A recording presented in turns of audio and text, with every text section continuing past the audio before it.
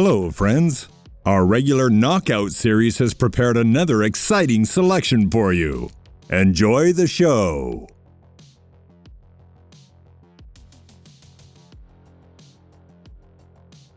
On April 20th, 2002, one of the longest reigning champions in history, Polish fighter Dariusz Michalczewski confidently defended his WBO light heavyweight title.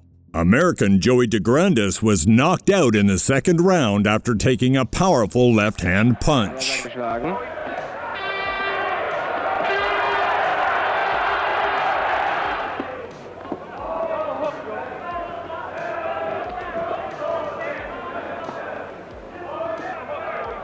ungehobelt, aber genau darin steckt dann die Gefährlichkeit. Und da war die Volltreffer drin vom Sieger. Die linke hinterher. Der Grandis am Boden schwer K.O. Der Grandis K.O. Der Kampf ist aus.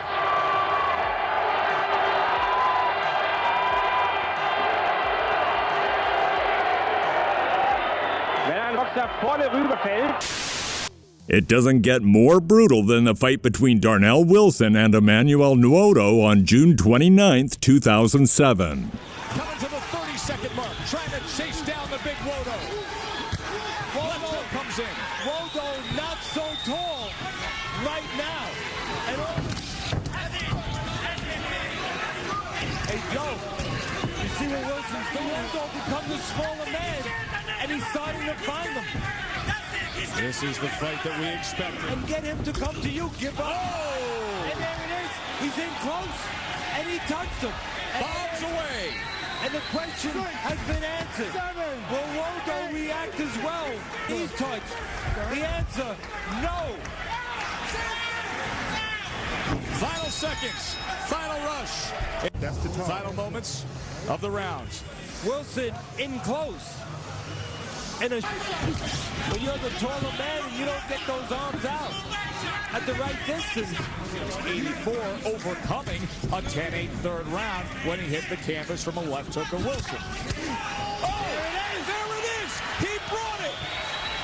And why? Why? Because the opportunity was given. Nwodo gave up his height and some of his consciousness with it. In this 10th round, 10 seconds. Can Nwodo survive it?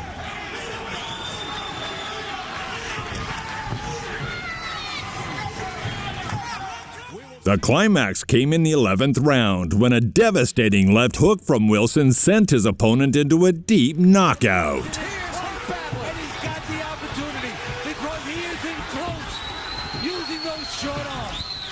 Being chased down. Ding-a-ling man ringing it up. He's standing up. Look at this. A right hand from Wilson. David Fields giving a look. Nwodo, feet crossed. Oh, a left hook like you cannot believe. Oh, my. Oh, my. This fight is over. No need for words.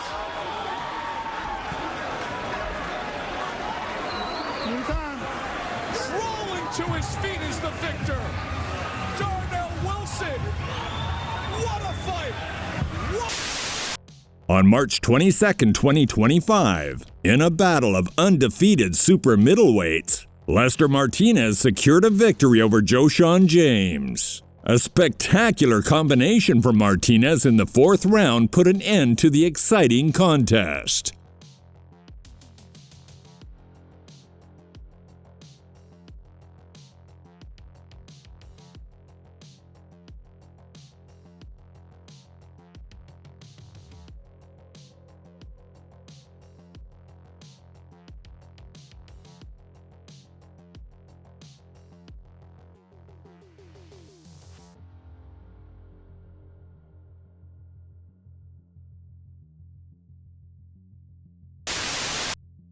On October 24, 1989, the legendary Virgil Hill put on a spectacular performance to defend his WBA light heavyweight title, destroying James Kinchin. A lightning-fast combination from the champion at the end of the 1st round shook Kinchin to his core, knocking him through the ropes. Knockouts that Hill does, but Hill's knockouts are usually about that, and he said, well, his walking around weight when he was a middleweight was 180 to 182, so he's perfectly comfortable fighting at the higher weight. The light fight better than any fight in a long time. He's taken opportunities on short notice to try to vault himself into the title picture.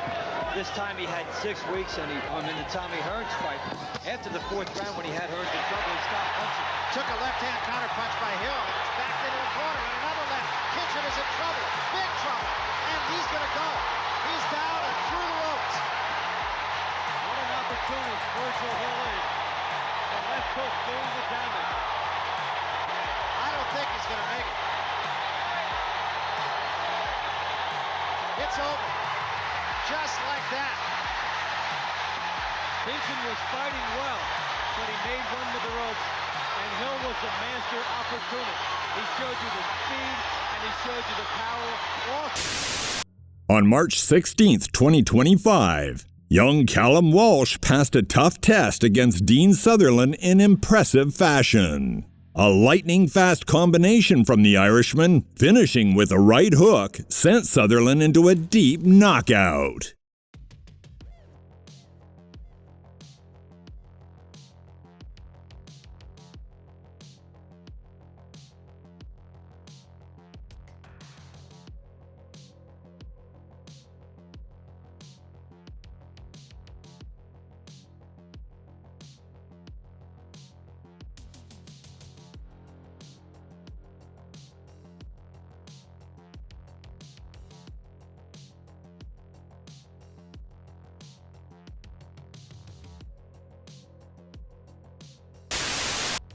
On October 22, 2011, Marco Huck put on defense of his WBO cruiserweight title against Argentina's Rogelia Omar Rossi.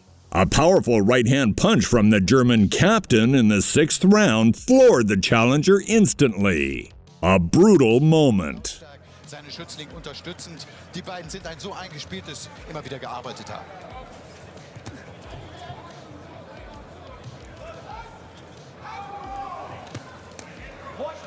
Fast ein bisschen tief. Gleich die Ermahnung von Thomas.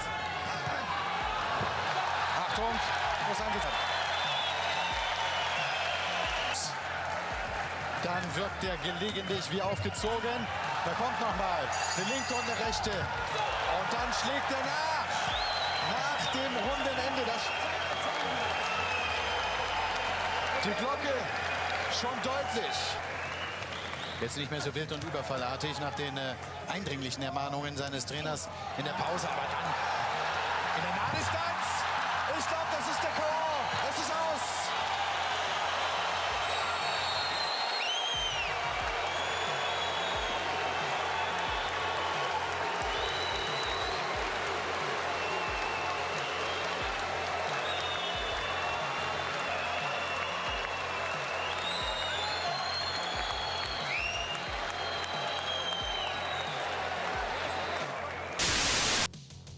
On March 7, 2025, promising British heavyweight Matty Harris secured an impressive victory over Ukrainian Vladimir Katsuk.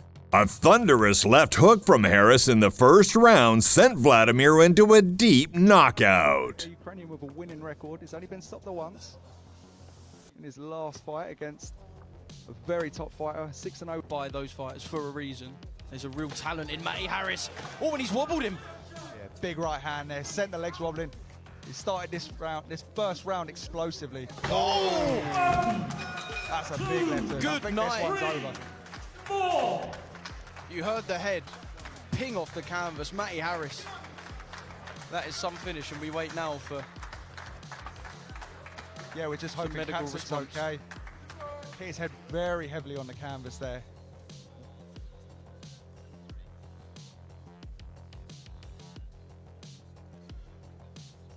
A huge left Matty Harris. First round knockout number 5 of Matty Harris's. A short but incredibly explosive fight thrilled fans on July 18, 2003, when experienced light heavyweight contenders Richard Hall and Julian Lederloh squared off.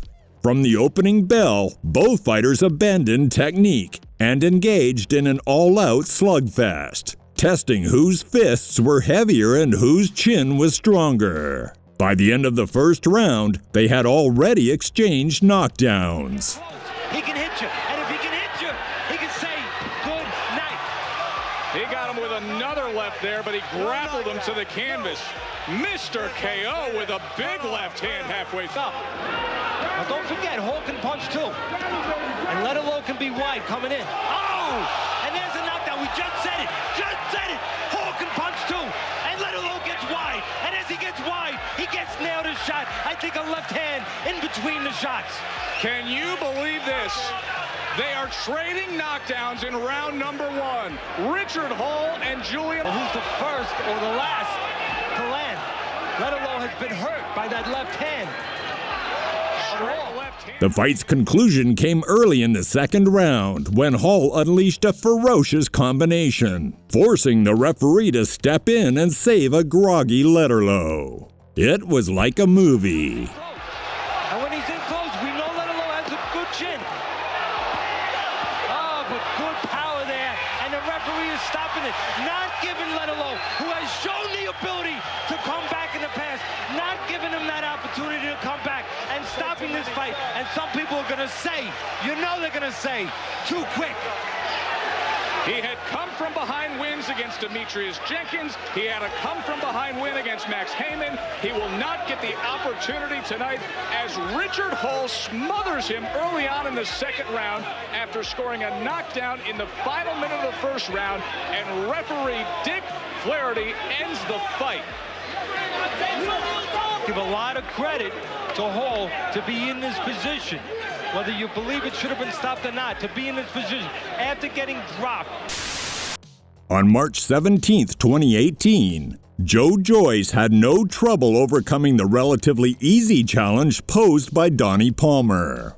A powerful right-hand punch from the juggernaut ended the one-sided bout in the first round. Can be vulnerable early, looks for a right to the body straight away, posing himself on Donnie Palmer. We know how important it is to stop. What about that for a statement from Joyce? Inside 35 seconds. Palmer staggers to his... Sensible start from Joyce, and then he detonates them. Just having a look, and then a 1-2, side of the head, cracking right-2 combination that was banged on the button. 8 seconds into round number 1. A referee, Mr. Jeff Hines, stops this contest. On June 27, 1998, a young David Reed stylishly defeated former world champion Simon Brown. The veteran hit the canvas in the second round, and a flawless right-hand punch by Reed in the fourth round sealed the fight, leaving no questions about the winner. I don't think Brown is hurt yet, but he's been hit by that right hand of David Reed, and believe me, there's thunder in that right. Back also to Al Mitchell. He says, look, I love this kid. I would never do anything to put him in a dangerous situation. If I thought there was anything really to fear because of that, I would not let him fight. I mean, they've been together since David's been 11 years old, and you saw Reed there now.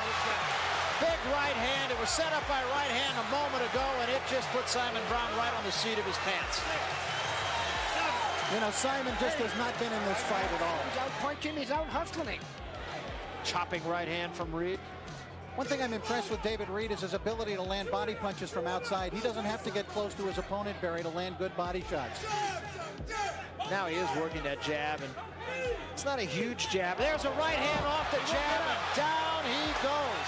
And that should do it. That was picture perfect. That was a one-punch knockout, Barry, and you will not find a better punch thrown than that. Jab and a right hand. And not only was there the concussion of the punch, but I mean Simon Brown's head hit hard canvas. And remember earlier, we saw people jumping around on that canvas, and right at that spot that he hit, you remember it was a... On April 16, 2022, young Conor Benn faced little resistance from South African veteran Chris Van Heerden. By the second round, a vicious flurry from the Brit sent Van Heerden into a knockout. He backs up Van Heerden, but Van Heerden was... So he's looking for power straight away here. Conor... Happy to punch with him. Right hand. Looking for that left uppercut to the body and to the chin. Van Heerden. Left hook, left uppercut, right hook from Van Heerden. The shots as Ben charges forward. Another good southpaw, and Van Heerden is badly hurt. 59 seconds of round number 2. Your winner by TKO. He's still undefeated and still the WBA Continental Welterweight Champion, Conor the Destroyer Benn!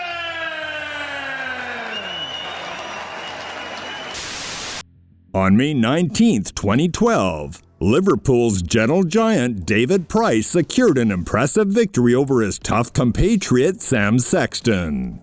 Price dominated the fight, dropping his opponent for the first time in the 3rd round. To take any hard punches cleanly, keep tight defences is really impressive. The jab's accurate, is quick, then his defences are back. Some mistakes, no signs of that happening.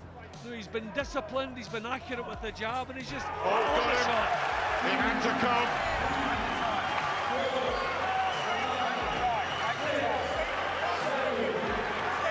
Just a little clipping right hand.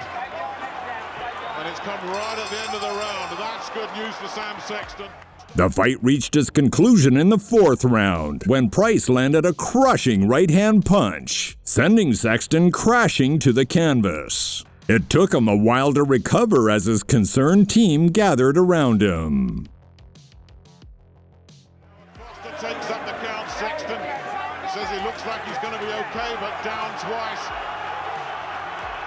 And Price moves in for the finish. Sexton flashing defiance. Another right hand. Sexton stumbles again. Price switches the attack downstairs, then finishes it with a beautiful right hook. And Howard Foster says that's it. What a finish from Price. The combination downstairs set it up. And then the finish, clinical, and Sexton is in some trouble here. So let's keep our fingers crossed. Yeah, that was a heavy knockdown, it was a huge punch. His head hit the canvas as he landed, so they'll keep him on the floor as a precaution. They'll get the medics standing by in case maybe he needs oxygen, whatever. He wants to get back up again. I mean, this man is amazingly tough. I mean, he actually did. Technical count out, and new British and Commonwealth heavyweight champion from Liverpool, David Price.